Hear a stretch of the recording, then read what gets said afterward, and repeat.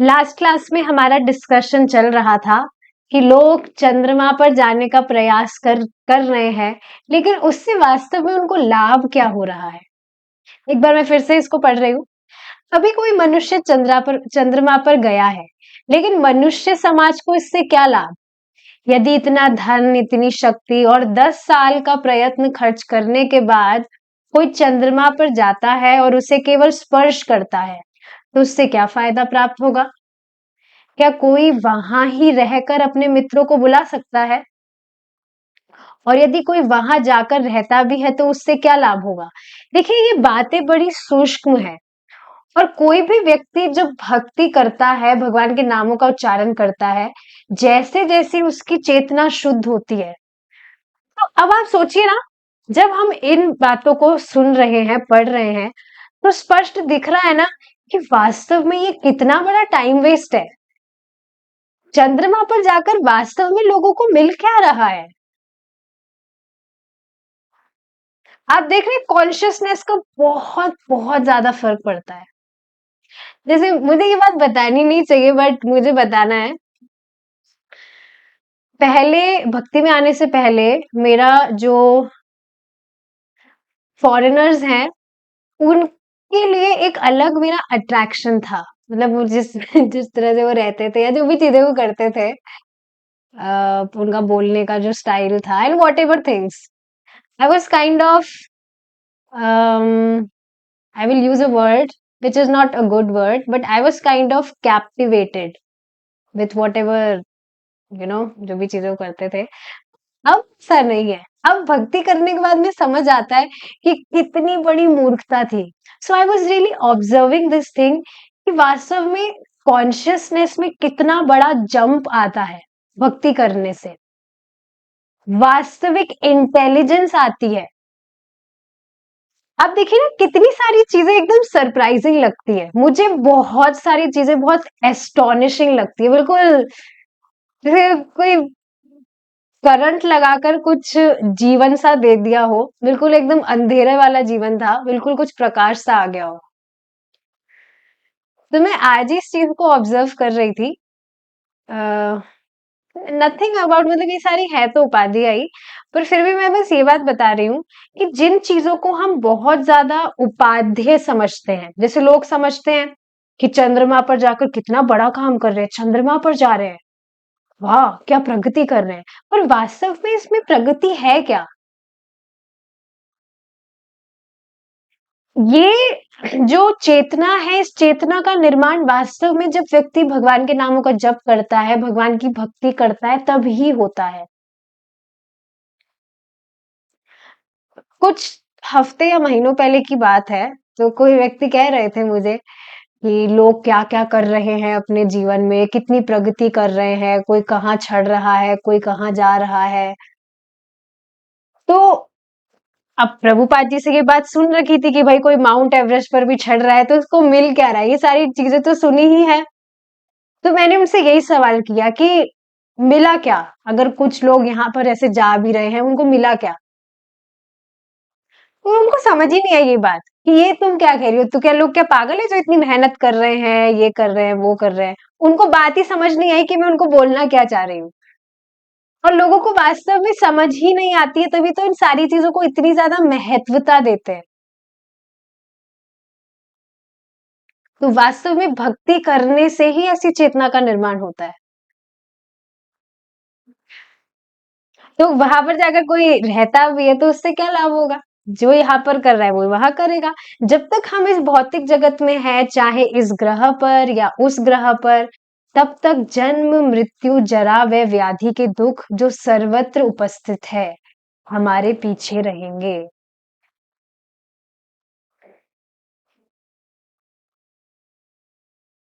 हम इनसे छुटकारा नहीं पा सकते।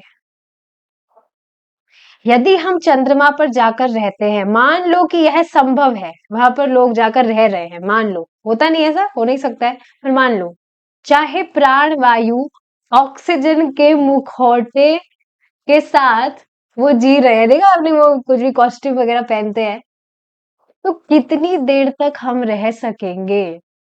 मैं इस पर विचार कर रही थी कि वो ऐसा मास्क वगैरह पहनकर वहां चंद्रमा पर है, व्यक्ति वहां सोएगा कैसे और खाएगा कैसे? जैसे ही मास्क खोलेगा उसको ऑक्सीजन मिलेगा नहीं, बेचारा वही मर जाएगा वो। तो भूखा वैसे मर जाएगा, सो भी नहीं पाएगा, कहाँ से वो सो पाएगा? हेलमेट सा लगा हुआ है सर पे। तो ये सारी चीजें एकदम हास्यास्पद है, कुछ भी मतलब नहीं है इन चीजों का। तो कितनी देर तक हम वहां रह सकेंगे? आगे चलकर मान लो हमें वहां रहने का अवसर भी मिलता है, तो इससे हमें क्या मिलेगा? कदाचित हमें थोड़ा सा लंबा जीवन मिलेगा, लेकिन हम वहां हमेशा के लिए जी नहीं सकते। कि चलो मान लो यहाँ पे व्यक्ति थोड़ा पुण्य पुण्य करके यहाँ से पृथ्वी लोक से मुक्त होकर चंद्रमा पर पहुंच गया और वहां का उसको देह भी प्राप्त हो गया कि वो चंद्रमा में रह सके, पर वहां जाकर करेगा क्या वो? उसको लंबा जीवन भी मिल जाएगा, लेकिन हमेशा के लिए तो वहां पर वो नहीं रह सकता है। यह तो असंभव है, क्योंकि वो भी मटेरियल वर्ल्ड है। और लंबा जीवन प्राप्त करने के बाद भी हमें क्या मिलेगा? Now this is quite amazing.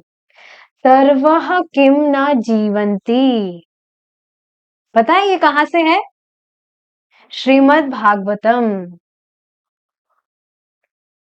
Prabhupada ji की, ठीक है, कहते तो हम स्मॉल बुक्स हैं, छोटी पुस्तकें हैं, पर भगवत गीता और भागवतम से बाहर का कुछ भी नहीं है इसमें। एक बार मैंने बहुत ही मूर्खतापूर्ण क्वेश्चन प्रभु जी से किया था। पता नहीं मैंने क्यों किया वो क्वेश्चन। मतलब प्रभु जी बार बार बता रहे थे कि कृष्ण कथा करनी चाहिए, कृष्ण कथा से व्यक्ति का जो भी अविद्या है वो नाश होती है। तो मेरे दिमाग में आया, मतलब कृष्ण कथा मतलब श्रीमद् भागवतम और भगवत गीता। तो मेरे दिमाग में आया, मैं तो वो नहीं पढ़ रही हूँ, मतलब खुद से अपने आप से, मैं तो प्रभुपाद जी की छोटी पुस्तकें पढ़ रही हूँ। तो मैंने प्रभु जी से पूछा कि क्या प्रभुपाद जी की छोटी पुस्तकें भी कृष्ण कथा है? ये बिल्कुल मूर्खतापूर्ण क्वेश्चन था। तो प्रभु जी ने मजाक में कहा, नहीं, माया कथा है। तो आप देख रहे हैं, मतलब मजाक की बात ही, आप देख रहे हैं प्रभुपाद जी की जो छोटी पुस्तकें हैं कहने में, लेकिन इसमें भागवतम और गीता से बाहर का कुछ भी नहीं है। इट्स जस्ट प्रभुपाद जी ने बहुत ही सिंपल वे में हमारी लाइफ से लिंक करके इजीली सारी चीजों को समझाया हुआ है, जो कि इजी है भी नहीं। ये इजी इजी बातें भी कोई भी व्यक्ति जब तक उसकी चेतना शुद्ध नहीं है वो समझ ही नहीं सकता है। पर हाँ, लाभ उसको होता है, ये बात समझना चाहिए। ऐसा नहीं सोचना चाहिए कि अरे ये तो चैंटिंग भी नहीं कर रहा है तो इसको मुझे नहीं देना चाहिए बुक, इसको कुछ समझ तो आएगा नहीं। नहीं, प्रभुपाद जी की पुस्तक के सिर्फ स्पर्श मात्र से व्यक्ति का प्योरिफिकेशन होता है, इतनी प्योरिफाइंग है ये। क्योंकि ये वास्तव में है तो कृष्ण कथा, जो स्वयं कृष्ण से अभिन्न है। तो लंबी उम्र प्राप्त करके होगा क्या? सर्वः किम न जीवंती। क्या वृक्ष अनेक अनेक वर्षों तक जीवित नहीं रहते? तो सिर्फ जीना वास्तव में पर्याप्त नहीं है। जी क्यों रहे हैं, ये क्वेश्चन होना चाहिए। अब किसी साधारण व्यक्ति से आप ये क्वेश्चन करेंगे तो बोलेगा, मर जाएं तो क्या मर जाएं हम? नहीं भाई, मरने को नहीं कहा जा रहा, मर तो तुम वैसे भी नहीं सकते हो। पर क्वेश्चन करना चाहिए ना कि हमें इतना बढ़िया जीवन मिला है, तो क्या कुछ श्रेष्ठ कुछ हम करें। फ्रांसिस्को के पास मैंने एक जंगल देखा है, जहां पर एक ही स्थान पर 7,000 वर्ष पुराना पेड़ है। लेकिन इससे फायदा क्या है? यदि किसी को एक ही स्थान पर 7 वर्ष खड़े रहने का गर्व है, तो इससे इसमें बहुत बड़ी बात नहीं है। आज की क्लास में तो प्रभु जी समझा रहे थे कि आप देखेंगे एक जो पेड़ है, क्योंकि वह उस पेड़ की योनि में है, वो जो भी जीवात्मा है, he is very chilled. Chilled मतलब समझ रहे हैं, मतलब उसको कोई, वो बिल्कुल मस्त है अपना, मैं पेड़ हूँ और मुझे बहुत मजे आ रहे हैं, मैं बढ़िया धूप में मजे कर रहा हूँ, धूप में खड़ा हूं मैं। क्या आपने कभी सोचा है या कभी किसी से आपने सुना है कि भाई तुम क्या करके आए हो? मैं धूप में बढ़िया मजे लेकर आया हूँ, वो भी तपती हुई गर्मी में, जून जुलाई वाली गर्मी में। कभी सुना है आपने कोई भी व्यक्ति ऐसा कहे? पर उस पेड़ को कोई प्रॉब्लम नहीं है, ही इज वेरी हैप्पी।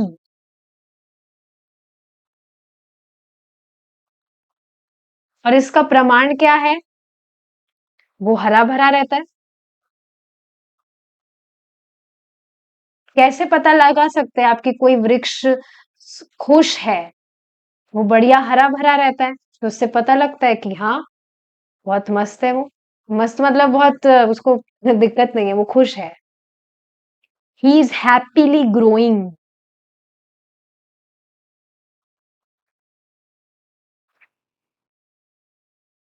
तो ये सारी बहुत ही विचारणीय बात है।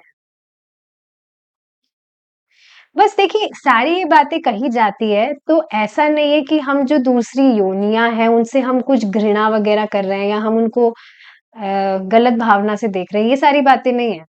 ये सारी कॉन्शियसनेस का भेद इसलिए बताया जाता है, जैसे बार बार क्वेश्चन, बार बार में एग्जाम्पल बताया जाता है कि एक जो पिग है, उसका फेवरेट फूड क्या है। जैसे एक व्यक्ति है, उन्होंने बहुत ही अजीब सी बात मुझे वो लगी थी, बाहर गई थे वो उसी ग्रुप से, वीगन ग्रुप। तो उन्होंने भी मेरी क्लासेस सुनना स्टार्ट किया था, इंग्लिश वाली। तो प्रभुपाद जी की जो सबसे पहली पुस्तक है, उसमें प्रभुपाद जी बताते हैं कि कैसे चेतनाओं में फर्क है। तो उसमें एक प्रभुपाद जी ने बताया था कि पेड़ की चेतना कैसी है, एक जानवर की चेतना कैसी है। तो उसमें एग्जाम्पल से बताया जा रहा था कि एक जो पिग है, सुअर है, उसका फेवरेट फूड क्या है। उसकी कैसी डल चेतना है कि वो समझ रहा है कि मेरी ये सबसे फेवरेट चीज है, मुझे ये खाना चाहिए।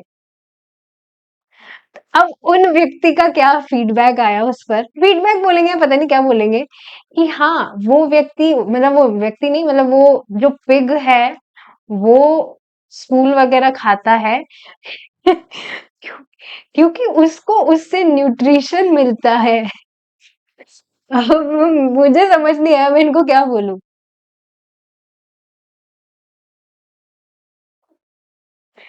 Different people have different perceptions.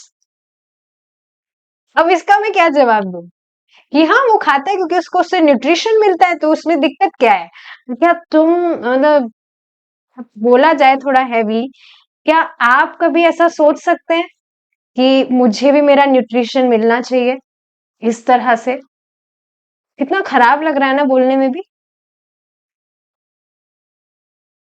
तो बेसिकली ये सारे भेद क्यों बताए जाते हैं? ताकि हम समझे कि अगर हमारी उत्तम चेतना है तो क्यों है, ताकि हम उस पशुओं से ऊपर उठकर कुछ कर सके। पर व्यक्ति कभी अपने आप से ये चीजें सोच ही नहीं सकता है जब तक वो सुनेगा नहीं। और अगर सुनेगा भी तो फिर वो, उसके दिमाग में क्या आएगा कि उसको न्यूट्रिशन मिल रहा है उससे। फिर उसके बाद उन्होंने सुना भी नहीं, क्योंकि उनको थोड़ा वो ऑफेंड हो गए कि भाई मेरे प्यारे जो पशु हैं, उनके लिए ऐसे खराब बातें क्यों बोल रहे हैं ये लोग। खराब बात क्या थी, जो सच है वो है। तो ये बात आप समझ रहे हैं, we are not offending other beings, other species. ये सारे डिस्कशन इसलिए होते हैं ताकि व्यक्ति समझे कि भाई वो जो, मतलब जो भी बाकी स्पीशीज में जो जीवात्माएं हैं, उनकी इस तरह की चेतना है, वो कभी समझ ही नहीं सकते कि हम यहाँ पर सफर कर रहे हैं। They are just helpless. पर हम ये सारी जिज्ञासा कर सकते हैं, तो इस वजह से ये चेतनाओं का फर्क बताया जाता है।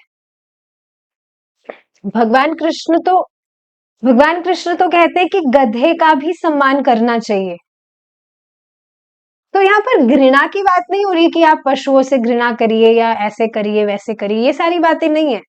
चेतनाओं का फर्क बताया जाता है ताकि हम समझे कि हमारी उत्तम चेतना है और उसका लाभ क्या है, कि हम चीजों को समझ सकते हैं। कोई चंद्रमा पर कैसे जा सकता है और वहां से कैसे लौट कर आता है, इत्यादि की बहुत लंबी कहानी है और ये सब वैदिक साहित्य में वर्णित किया गया है। यह कोई नवीन प्रक्रिया नहीं है।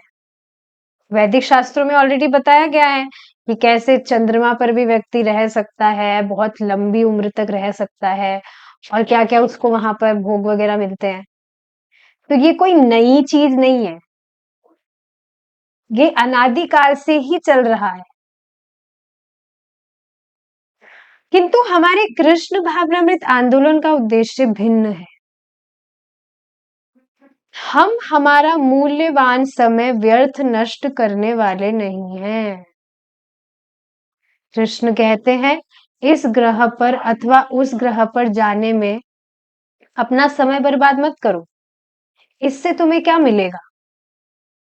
तुम जहां जाते हो वहां तुम्हारे भौतिक दुख तुम्हारा पीछा करेंगे। इसलिए चैतन्य चरितामृत में आदि लीला 3.97 में लिखा, लेखक ने बहुत ही सुंदर ढंग से कहा है, केह पापे केह पुण्य करे विष भोगा, भक्ति गंध नाही जाते जाए भाव रोगा।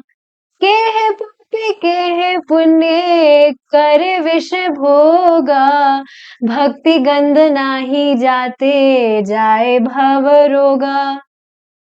हर कोई भौतिक सुख में लगा हुआ था, चाहे पाप पूर्वक या पुण्य पूर्वक।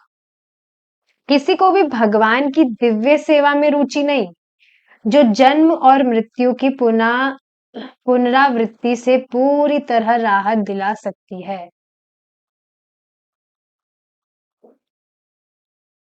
और भौतिक सुख वास्तव में सुख है नहीं, बस व्यक्ति की इस तरह की अभिमति है कि मैं सुखी हूं, पर ये बिल्कुल भी सुखमय स्थिति तो है ही नहीं। अभी प्रभुपाद जी इसको आगे समझाएंगे।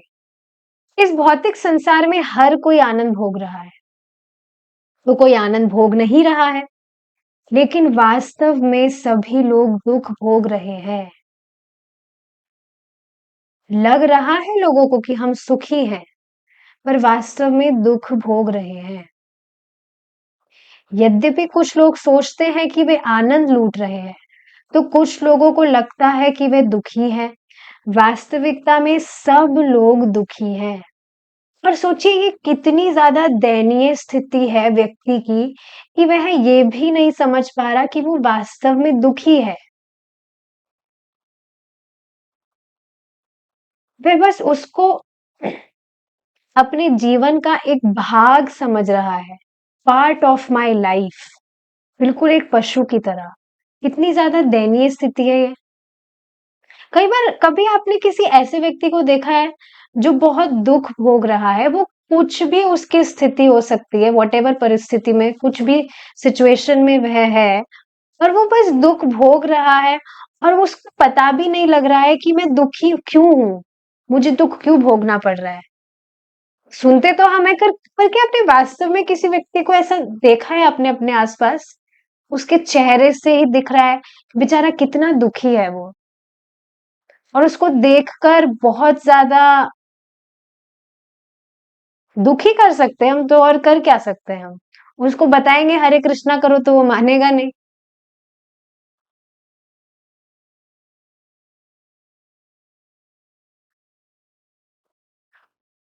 तो वास्तविकता में सब लोग दुखी हैं। इस भौतिक संसार में कौन ऐसा है जिसे रोग का दुख नहीं सताता, किसे बुढ़ापा दुख नहीं देता, कौन नहीं मरता? किसी को भी बूढ़ा होने की अथवा रोगग्रस्त होने की इच्छा नहीं होती है, लेकिन सभी को ऐसा होना पड़ता है। तो आनंद कहाँ है?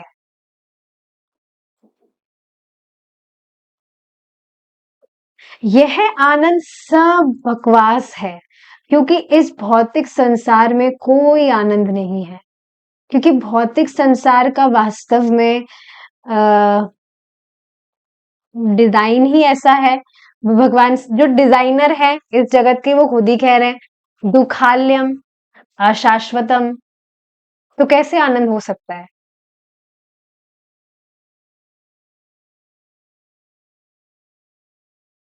यह केवल हमारी कल्पना है कि हम आनंद में हैं।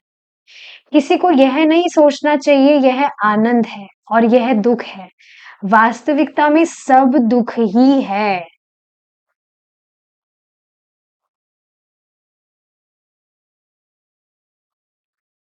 वास्तव में देखिए, अगर कृष्ण का अभाव है जीवन में, तो वो वास्तव में सबसे बड़ा दुख है जीवन का, कि कृष्ण की विस्मृति है। इसी से देखिए, एक रिफ्लेक्शन में आप सबसे शेयर करना चाहती हूँ।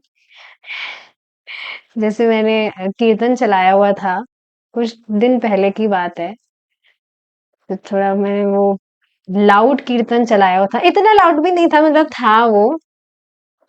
कोई व्यक्ति थे, उनको सुनकर ही उस कीर्तन को बहुत चिढ़ हो रही थी कि ये क्या चला रखा है सुबह सुबह, क्या है ये बंद करो, ये नहीं चलना चाहिए। इस तरह से मतलब इस तरह से उनको गुस्सा आ रहा था, जैसे मैंने उनको मिर्ची लगा दी हो। Was like very much furious, ये क्या, ये बंद करो, ये नहीं सुनना है मुझे। उस टाइम पर देखिए, हम सुनते काफी सारी चीजें हैं, लेकिन जब हम सच में मतलब ऑब्जर्व करते हैं इन चीजों को, तो वो बिल्कुल अलग ही चीज होती है।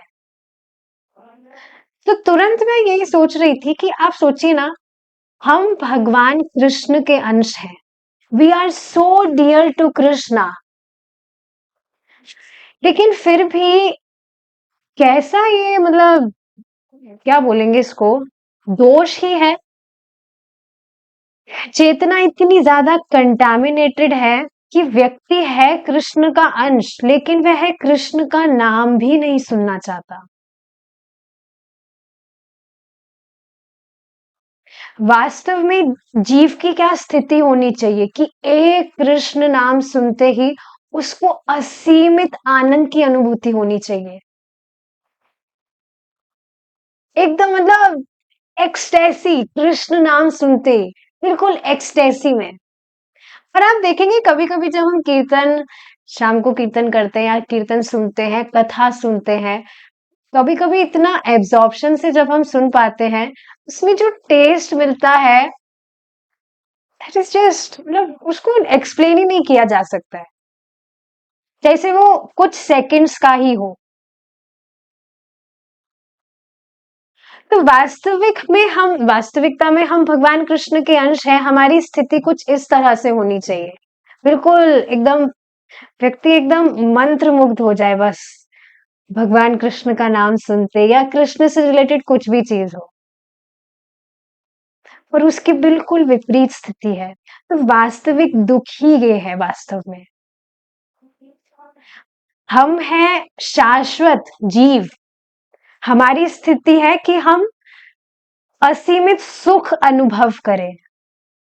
और वह कैसे हो सकता है? जब व्यक्ति कृष्ण की सेवा करता है। पर उसके बिल्कुल विपरीत उसको अनुभव हो रहा है, तो यही वास्तव में दुख है।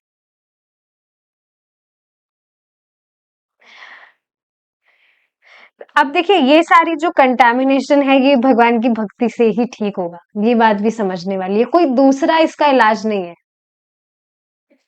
कृष्ण के प्रति प्रीति कृष्ण की सेवा से ही बढ़ेगी।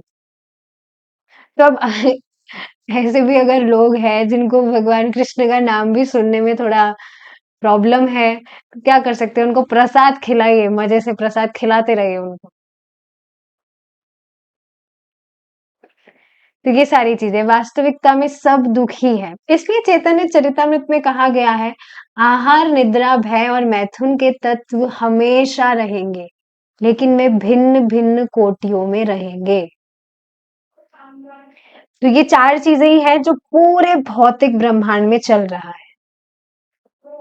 उदाहरणार्थ, अमेरिकन अमेरिकन लोगों ने पूर्व जन्मों में किए हुए पुण्य कर्मों के परिणाम स्वरूप अमेरिका में जन्म लिया है। पुण्य, I mean I don't know उनको पुण्य कहेंगे या क्या कहेंगे, पर यहाँ पर इस तरह से है, पुण्य कर्मों के परिणाम स्वरूप अमेरिका में जन्म लिया है। पता नहीं आज एक वीडियो मेरे फीड पर फ्लैश हुआ था, वीडियो नहीं था वो कुछ फोटो टाइप ही था, तो उसमें कुछ मतलब ऐसा कुछ नहीं था उसमें, पर वो कुछ फॉरेनर्स का ही था जिसको देखकर कुछ ठीक नहीं लग रहा था मुझे। ऐसा कुछ भी उसमें नहीं था, बिल्कुल नॉर्मली ही फोटो था वो। पर पता नहीं मैं कैसे एक्सप्लेन करूं, बस ये बात यहाँ पर आ रही है कि जो व्यक्ति जैसा कर्म किया है उसके परिणाम स्वरूप उसको वैसा जन्म प्राप्त होता है। भारत में लोग दरिद्र पीड़ित, अच्छा यहाँ पर पुण्य कर्म इसलिए कहा जा रहा है क्योंकि अगर भौतिक दृष्टि से देखा जाए तो बाहर जो देश है वहां पर लोग उन्नत हैं, दे आर डेवलप्ड, इस वजह से बात कही जा रही है। भारत में लोग दारिद्र्य पीड़ित हैं, मतलब दरिद्र है और दुख भोग रहे हैं, किंतु यद्यपि अमेरिकन लोग मजे से घी लगाई हुई रोटी खा रहे हैं और भारत के लोग सूखी रोटी खा रहे हैं, फिर भी दोनों खा रहे हैं। रोटी मतलब वो लोग रोटी तो जानते नहीं है क्या होता है, पर जो भी खा रहे हो। बल्कि आपको पता है बाहर के देशों में फ्रेश इंग्रेडिएंट्स तो बहुत रेयरली ही यूज करते हैं। मुझे धीरे धीरे काफी चीजें पता लग रही है। आप पता नहीं आपने सुना या नहीं, कैंड, मतलब कैन में ही उनकी सब्जियां वगैरह ऑलरेडी बॉइल्ड होती है, और जो भी ग्रेन्स वगैरह होते हैं ऑलरेडी मार्केट में मिलते हैं, वो ऑलरेडी बॉइल्ड होते हैं, उसी को वो खोल खोल के बस खाते रहते हैं। फ्रेश फ्रेश खाना तो खाते ही नहीं है वहां पर, बहुत रेयरली ही खाते हैं। मैं सोच रही थी वो व्यक्ति भगवान को भोग लगाएंगे तो कैसे वो फ्रेश इंग्रेडिएंट्स का, एनीवेज वो सब आगे की बातें हैं। पर आप ये सारी चीजें समझ रहे हैं कि पहले भक्ति में आने से पहले एटलीस्ट मेरी बहुत ज्यादा इस तरह से मति थी कि बाहर के जो लोग हैं वो बहुत अच्छे से रहते हैं, बहुत डेवलप्ड कंट्रीज है भाई वो, तो ये है वो है। पर वास्तव में कुछ भी, किस चीज में डेवलप्ड है वो, ये ही जो चार पाश्विक चीजें हैं। तो प्रभुपाद जी बता रहे चाहे से व्यक्ति यहाँ रह रहा है या बाहर किसी देश में रह रहा है, खाना तो दोनों ही खा रहे हैं। भारत के लोग गरीब हैं इसका अर्थ ऐसा नहीं है कि सारी जनता अन्न के अभाव में मर रही है। शारीरिक आवश्यकताओं के चार तत्व आहार निद्रा भय और मैथुन किसी भी परिस्थिति में पूर्ण किए जा सकते हैं, फिर चाहे कोई पाप में परिस्थिति में जन्मा हो या पुण्यमय परिस्थिति में जन्मा हो। बिल्कुल स्पष्ट है ये बात। तथापि समस्या यह है, तो अब सोच लें ये चीज समस्या नहीं है कि इन चार चीजों को कैसे किया जाए, ये वास्तविक समस्या नहीं है। ये तो व्यक्ति कैसी भी स्थिति में हो वह कर ही लेता है, खाना पीना सोना सब कुछ हो ही जाता है कैसी भी स्थिति में हो। जब पशु ये चीजें आराम से कर ले रहे हैं तो मनुष्य का तो कहना ही क्या। समस्या यह है कि जन्म मृत्यु जरा और व्याधि इन चार तत्वों से मुक्त कैसे हुआ जाए, यही वास्तविक समस्या है। यह नहीं कि हम क्या खाएंगे, पशुओं और पक्षियों के लिए ऐसी कोई समस्या नहीं है। प्रातः काल होते ही तुरंत चहचाते हैं, चू चू चू चू, वे जानते हैं कि उन्हें उनका खाद्य मिलेगा। और इसके विपरीत आप देखिए जो मनुष्य है उसको कैसी चिंता सताई रहती है, आगे कैसे चलेगा, आगे कैसे चलेगा, तभी तो व्यक्ति इतना भाग रहा है, कैसे चलेगा कैसे चलेगा, तभी तो इतनी भाग दौड़ कर रहा है। एक बहुत सुंदर पॉइंट प्रभु जी ने बताया था भागवतम की क्लास में, कि जो पशु होते हैं उनकी स्मृति, मतलब उनको ये स्मरण नहीं रहता है कि उनके पास्ट में क्या है, क्या हुआ था और फ्यूचर में क्या होगा, ऐसी उनमें क्षमता ही नहीं है इस प्रकार सोचने की। वो बस अपने प्रेजेंट में रहते हैं, प्रेजेंट में भूख लग रही है तो बस ढूंढेंगे खाना पीना, प्रेजेंट में अगर सोना है, नींद आ रही है तो सो जाएंगे। उनको बस they are living in present. इस वजह से उनको कुछ समस्या नहीं है आगे की विचार करने की उनकी क्षमता ही नहीं है कि आगे होगा क्या। पास्ट फ्यूचर जैसा कुछ जानते ही नहीं है। लेकिन आप देखिए, हमें यह क्षमता है कि हम पास्ट फ्यूचर के विषय में विचार कर सकते हैं, लेकिन विचार व्यक्ति को करना चाहिए कि वो इस जन्म मृत्यु के चक्र से कैसे बाहर आ सकता है। पर उसकी ये जो विचार शक्ति है वो कहाँ लगा रहा है? जिसके विषय में पशु तक नहीं सोच रहे। देख रहे हैं ना, प्रभुपाद जी लाइन बता रहे हैं, वे जानते हैं कि उन्हें उनका खाद्य मिलेगा। दे आर नॉट वरीड कि हाँ खाना कैसे मिलेगा, खाना कैसे मिलेगा, सोने को कहाँ मिलेगा। देख रहे हैं कितनी सूक्ष्म बातें ये सभी। हमें विचार शक्ति दी है भगवान ने कि हम आगे पीछे का सोच सके, कि भाई हमारा कल माला कैसे होगा, सुबह हम जल्दी कैसे उठेंगे। व्यक्ति को वास्तव में ये सब सोचना चाहिए, पर वो अपनी विचार शक्ति कहाँ लगा रहा है। कैसे चलेगा आगे, ये भी तो चल रहा है। बाकी सारी जो भी चीजें हैं, भूखा कोई नहीं मर रहा है, भूखा कोई मर भी नहीं सकता है वास्तव में। परम पूज्य राधा गोविंद महाराज ने एक दोहा कुछ कोट किया था, I don't remember it, but उसका मीनिंग मुझे याद आ रहा है कि भगवान ने अगर चोंच दी है तो उसमें दाना भी देंगे ही। इसको महाराज ने समझाया था कि जैसे ये फेस भगवान ने दिया है, मुंह, तो इसमें अब ये होठ हमें दिए हैं, जीभ दी है, तो इसका अर्थ है कि आहार भी देंगे ही, नहीं तो इसको सिल दिए होते ना कुछ होता ही नहीं।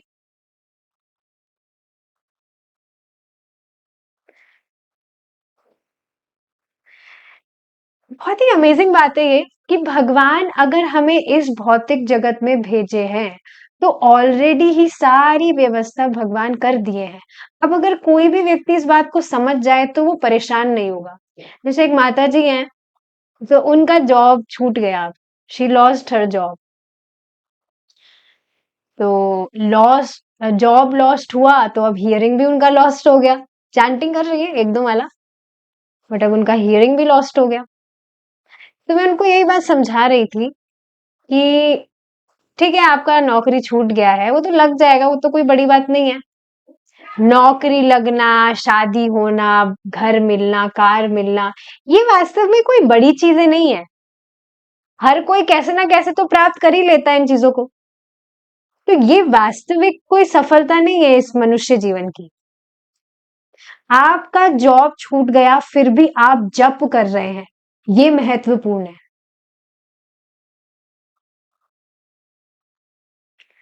काफी सारे मतलब भक्तों को मैं जानती हूँ, प्रभु जी के ग्रुप में भी थे, एक भक्त थे जिनका जॉब छूट गया था, but he was still smiling, daily अपना जप कर रहे हैं, हियरिंग सुन रहे हैं। बल्कि उनका जॉब छूट गया तो वो डेली और अच्छे से क्लासेस, लाइव क्लासेस सुन पा रहे थे, जप कर पा रहे थे। सो मैं उन माता जी को यही बता रही थी that why don't you look it as an opportunity. अब आप काम नहीं कर रहे, अच्छा ठीक है, काम तो आप ढूंढिए, वो तो आपको मिल जाएगा जॉब वगैरह तो। लेकिन अब आप काम नहीं कर रहे हैं तो आपके पास में जो टाइम है उसको आप अधिक जप और श्रवण में क्यों नहीं लगाते? देखिए, ऐसा नहीं है कि अगर कोई व्यक्ति भक्ति कर रहा है तो उसके जीवन में समस्याएं नहीं आएंगी। जब तक इस भौतिक जगत में है, समस्याएं तो बनी ही रहेंगी। Just note this down.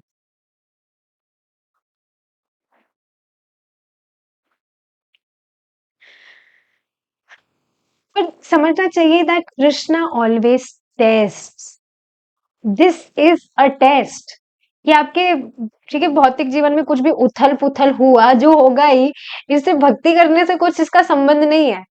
पर व्यक्ति सबसे पहले अपने भक्ति पर ही उसको ही वो स्टॉप करता है, एज ए भक्ति रोक, भक्ति करने से भाई पूरा जीवन उसका उथल पुथल हो रहा है। और भक्ति स्टॉप करने से जो उथल-पुथल है वो ठीक हो जाएगी, तो इसलिए पहले इसको रोको। It's not like this.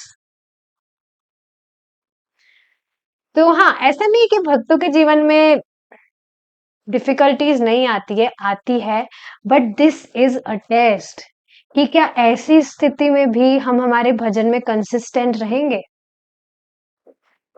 यही तो है ना अव्यभिचारिणी भक्ति।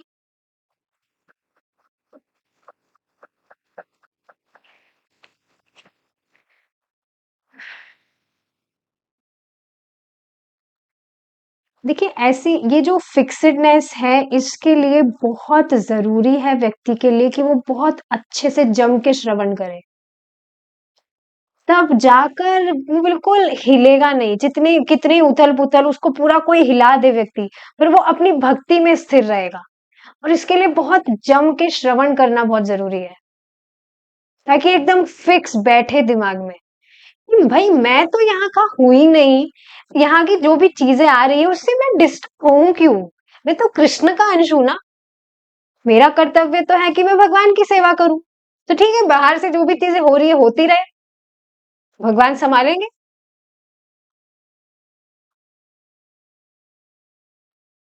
तो ये सारी चीजें हैं जो प्रभुपाद जी यहाँ बता रहे हैं। भगवान की व्यवस्था से सभी को भोजन मिलता है, सभी कुछ मिलता ही है। गुणों में भेद हो सकता है, लेकिन श्रेष्ठ कोटि का भौतिक भोग प्राप्त करना ही जीवन का अंत नहीं है।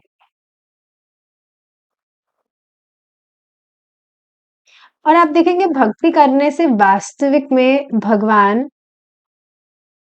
जो भौतिक जीवन है उसको भी बहुत आसान बना देते हैं। कई बार बैठकर विचार करना चाहिए इन सारी चीजों पर, कि जब हम भक्ति नहीं कर रहे थे तो कैसी स्थिति थी, और अब जब हम भक्ति कर रहे हैं तो क्या है। तभी आप वास्तव में एप्रिशिएट कर पाएंगे अपने भाग्य को। असली समस्या है जन्म मृत्यु जरा और व्याधि से मुक्त कैसे हुआ जाए। इसका समाधान ब्रह्मांड के अंदर केवल घूमते रहकर समय बर्बाद करने से होने वाला नहीं है। यस, यद्यपि कोई सर्वश्रेष्ठ ग्रह पर भी जाता है, फिर भी इस समस्या का समाधान नहीं हो सकता, क्योंकि मृत्यु सर्वत्र उपस्थित है। समझ रहे हैं आप प्रभुपाद जी यहाँ क्या बता रहे हैं। इसका समाधान ब्रह्मांड के अंदर केवल घूमते रहकर समय बर्बाद करने से होने वाला नहीं है। आज ये इच्छा है, चलो भाई इसकी पूर्ति करें, ये करना है वो करना है, बस इस तरह से पूरा घूम घाम के पूरा जीवन निकाल देना, इससे ये जीवन, इससे ये समस्याएं हल होने वाली नहीं है। आप सोचिए ना, 84 लाख योनियों की सृष्टि की क्यों है। क्योंकि हमारी 84 लाख अलग अलग इच्छाएं हैं। 84 लाख इच्छाएं हैं,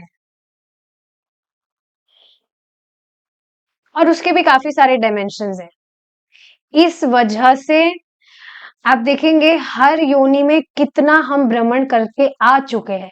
बहुत ही सुंदर बात आज प्रभु जी ने इस विषय में बताई थी, जो मुझे बहुत हिट की थी। इसमें मतलब आज की क्लास में डिस्कशन हो रहा था, जो हमने भी पहले डिस्कस किया था, कि भगवान कृष्ण इतने ग्रेट हैं कि वे अपने पार्षद को अपना रूप तक दे देते हैं, अपने गुण अपने रूप सभी कुछ। आप सोचिए भगवान कृष्ण जो सर्व आकर्षक है, कंदर्प कोटि कमनीय, इतने सुंदर। एक और चीज मैं इस पर ऑब्जर्व कर रही थी, आप देखेंगे जैसे शुरू में जैसे भगवान का मैं दर्शन करती थी, तो ठीक है भगवान अच्छे लगते थे, पर अब जिस तरह से भगवान अद्भुत लगते हैं, जिस तरह से इतना सुंदर भगवान का जो भी मतलब भगवान इतने सुंदर लगते हैं, ये चीज पहले नहीं थी। क्या आप भी ये चीज ऑब्जर्व कर पा रहे हैं। जब आप ध्यान से भगवान का दर्शन करते हैं, कितने सुंदर कृष्ण लगते हैं, पर ये चीज पहले नहीं थी। सोचिए अभी ये स्थिति है, भगवान हमें इतने सुंदर लग रहे हैं और भगवान हमें जितने अभी सुंदर लग रहे हैं इससे कई गुना ज्यादा भगवान सुंदर है वास्तव में। और भी बाकी सारे भगवान के जो ऑप्युलेंसेस हैं, ऐश्वर्य है, ऐसे भगवान है जो अपना रूप तक अपने पार्षदों को दे देते हैं। सोचिए वो जीवात्मा जो जो कभी कॉकरोच था, उसको बाद में जब वो इस भौतिक जगत से मुक्त हो जाएगा, सेम प्रभु जी ने बात कही, वो जीवात्मा जो कभी कॉकरोच रहा था, वो जब इस भौतिक जगत से मुक्त हो जाएगा, बाद में भक्ति भक्ति करके भक्तों का, अरे हम भी कॉकरोच रहे ही थे, इसमें कोई डाउट नहीं है। 84 लाख अनादिकाल से हम यहाँ पर है, 84 लाख योनियां पता नहीं कितनी बार हमने पार कर दी अब तक, अनादिकाल से हम यहाँ पर फंसे हुए हैं। सोचिए वो जो कॉकरोच था, अब मुक्त होकर उसको भगवान जैसा दिव्य शरीर प्राप्त होगा। ऐसे अद्भुत भगवान है।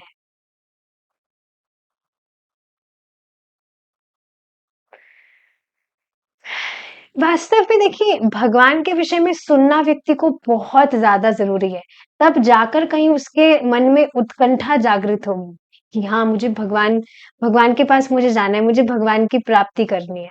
तो यही की जो बिना मतलब की चीजें हैं उसको इम्पोर्टेंस देकर व्यक्ति बस कीड़े की तरह मर जाता है। सेम वर्ड प्रभु जी ने आज कहा था, डाई लाइक एन इंसेक्ट।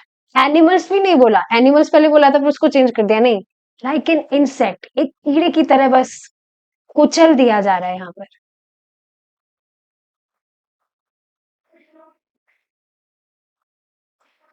तो ये बहुत ही अमेजिंग बात है कि सिर्फ यहाँ पर घूमते रहकर समय बर्बाद करने से नहीं होने वाला है।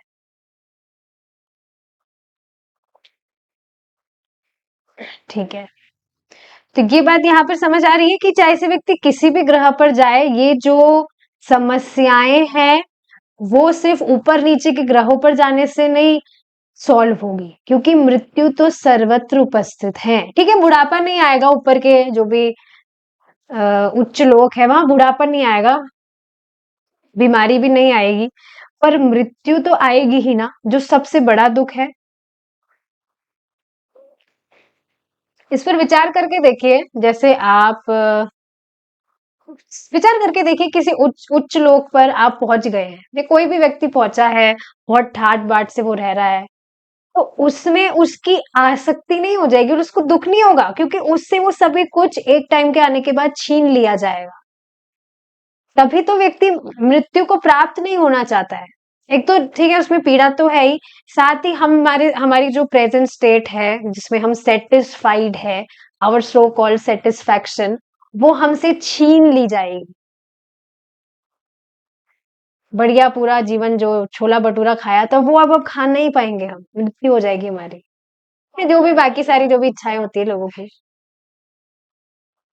सो मृत्यु सर्वत्र उपस्थित है। वैदिक जानकारी के अनुसार चंद्रमा पर जीवन की आयु 10,000 वर्ष है और वहां का एक दिन यहाँ के 6 महीनों के बराबर है। प्रभु जी ने बताया था कल की क्लास में कि जो ऊपर के लोग हैं, देवताओं के लोग, वहां का एक दिन हमारा यहाँ का एक साल होता है, ऐसा कुछ। और सबका अलग अलग है, जो भी टाइम फ्रेम है सबका अलग अलग है। जैसे यहाँ चंद्रमा का बताया जा रहा है 10,000 वर्ष है वहां पर लोगों की आयु, और वहां का एक दिन यहाँ के 6 महीने के बराबर है। इस प्रकार 10,000 गुना 180 वर्ष चंद्रमा पर जीवन की अवधि है। तथापि पृथ्वीवासियों के लिए चंद्रमा पर जाना और वहां बहुत लंबे समय तक रहना असंभव है। इतनी बड़ी उम्र ही नहीं है, 100 साल बताया जा रहा है कि मनुष्य की जो उम्र है वो पृथ्वी पर 100 वर्ष है, पर क्या 100 वर्ष तक व्यक्ति जीता भी है? कहाँ जी रहा है? तो ये सारी चीजें अगर यहाँ का व्यक्ति यहाँ चंद्रमा पर जाएगा भी तो कहाँ, वो संभव ही नहीं उसके लिए कि इतने लंबे समय तक वो रहे, नहीं तो संपूर्ण वैदिक साहित्य मिथ्या साबित हो जाएगा। हम वहां जाने का प्रयत्न कर सकते हैं, लेकिन वहां पर रहना संभव नहीं है।